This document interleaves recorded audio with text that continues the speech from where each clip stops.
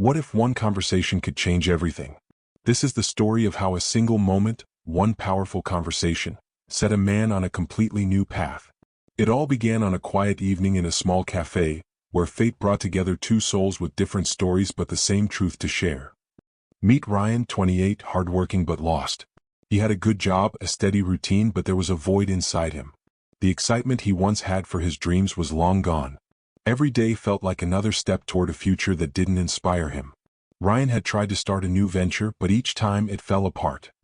He didn't know where to turn anymore, and the weight of doubt hung over him. One evening, Ryan sat alone at his usual cafe spot, nursing his coffee and lost in his thoughts when an older man entered. He looked simple but carried a certain calmness that drew Ryan's attention. The man took a seat across from him without asking. "You seem like you've been carrying a lot on your shoulders," he said gently. Ryan didn't respond right away. He just stared at the table, unsure of what to say. The old man continued, "Let me ask you this. When was the last time you felt proud of yourself?" Ryan thought for a long moment before muttering, "Maybe never."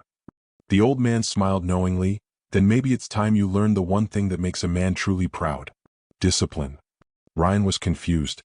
"Discipline? That's just about rules and structure, right?" The old man shook his head. "No. Discipline is about freedom. It's about mastering yourself." As Ryan listened, something inside him shifted, though he couldn't quite grasp it yet. The old man continued, "What you need, Ryan, is not a plan, but the ability to stay true to your promises, especially the ones you make to yourself." The old man didn't offer a simple solution. Instead, he gave Ryan a challenge. "Tomorrow morning you wake up and commit to doing one thing, no matter how small, without excuses.